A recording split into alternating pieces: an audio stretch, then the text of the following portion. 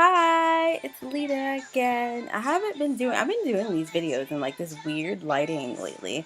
Whatever. Oh yeah, I got my hair dyed too and everything, but you won't see that today. I'll show you that tomorrow. Right now, I'm listening to Mama Moo's song. I'm just gonna say it's called Yeah, and I love it. So that's what's gonna be blasting. Well, not really blasting in the background. But basically, this video is really about what I saw on Twitter not too long ago, and I already commented on it like on Tumblr. Oh yeah, I'm gonna give you the link to my Tumblr, but not in this video, in the next video. But basically, between Shiny and I think EXO and Big Bang, there was some weird fan. I'm not in the fandom like that. I kind of like follow some of the fandom people, I guess. And I search on Twitter basically, and I search on Tumblr, and I see what they argue about. So I saw that they were fighting basically about who writes their own music. And I think, oh yeah, and there was an interview where GD answered a question. The interviewer asked him some type of question. He was like, I think the difference between me and Shiny is that we write our own music and we're like into that. And some people were crazy, like, oh my gosh, how dare you? How could you say that? And you're trying to say Shiny is not better and this and that. But when like really looking into it, I just feel like I kind of understand where GD's coming from, because a lot of people, not just not just K-pop artists, but all artists, because they're artists too. All artists in general, they don't, like, some of them just don't write their own music or produce it. So like just him saying like we basically write and produce our own music and the fans like it. Not all fans like what, like, artists produce. So I can totally understand where he's coming from with that. Like, he's like, our feedback with the stuff that we write, obviously the fans love it, but like, like with other artists, they do songs and maybe it won't get that much recognition, or maybe the record company or company they're under doesn't want them to release it because they don't think it'll be a hit. But Beyonce, like, was told on her Dangerously in Love album that she had no hits, but yet she ended up having five, and two of them being Crazy in Love and Baby Boy. So I'm just saying, I just feel like with certain, in the music industry, with certain companies, that they feel like they're so high up as a company, oh my gosh, company, that they feel like they can't give that control to the artist because they don't want like the value to drop. But then again, in the like S&M and SM Entertainment and JYP and all those like companies that are like that, like, they're very strict on their artists. So I can totally understand why you probably don't get to see different sides about them. I mean, these people are not allowed. These people are not even allowed to like date like publicly. They have to like keep it hidden. So you have to think about the artists too, about how they're living their life. It's not exactly freely. It's basically 24 hours, 24/7, company, company, company. So I don't I don't understand. I just don't understand. I just feel like if they gave EXO and Shiny their freedom, there would be so much different music. And like, there's a lot of times where you find out stuff about artists that you never knew because they're so restricted to their music. And I kind of, at the same time, don't get me wrong, I kind of understand why the companies are like that. Because if you look at certain artists, you see that there were like Ariana Grande recently like had talked about her relationship with Big Sean, and she was like, "Why are we talking about this? Like, why are we not talking about my music? It's like, I'm not Big Sean's girlfriend, I'm not Niall's girlfriend, I'm Ariana Grande, and we need to focus on my music. Why am I not getting asked questions about music?"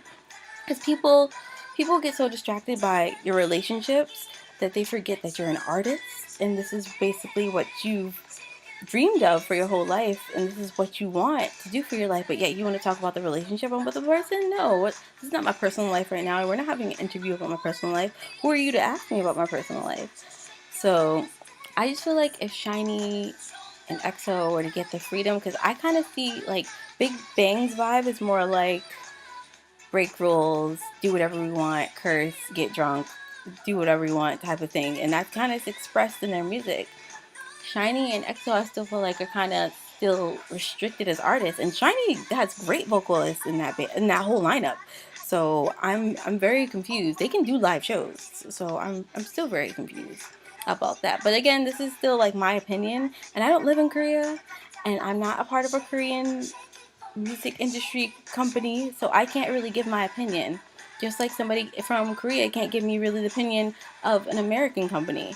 Or neither can I give my own opinion about American company because I'm not in that industry.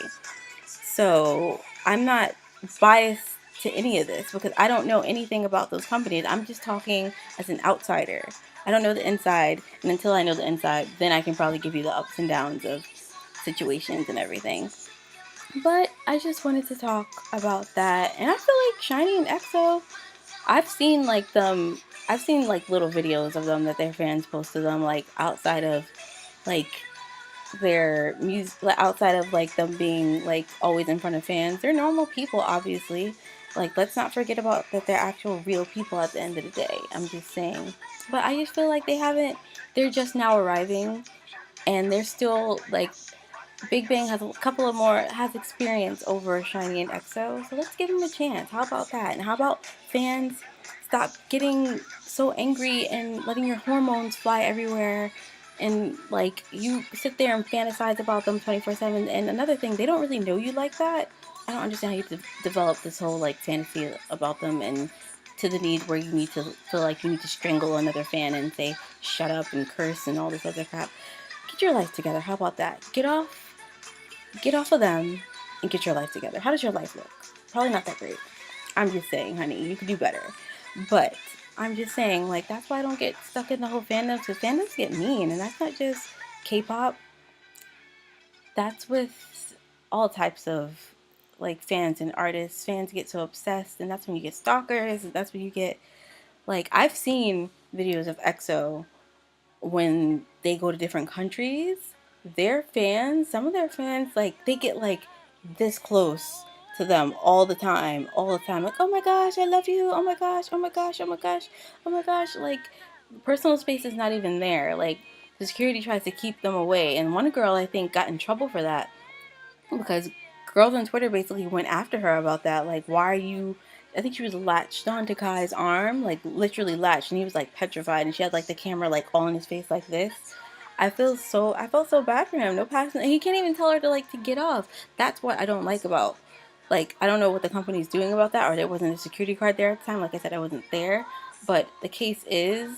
If the case is that, like, I don't want nobody getting that close to me. I know they don't want anybody getting that close to them. So basically, this is like what I'm doing right now is a rant. I don't know about the company, the artist. I don't know them personally either. So nobody knows their personal thoughts about how they feel about their music, anything, because we don't know them on that personal level. So, I don't know what contract they signed either. So it could have been a slave contract. It could have been a tap dancing contract. It could have been a contract where you have to blink 20 times before looking at a camera, for all I know. So I don't know. But please comment below, and I will in the next video talk about like my Tumblr. I'll like put that in there. I don't know what I'm going to talk about the next video, but give me ideas. Have any comments about this?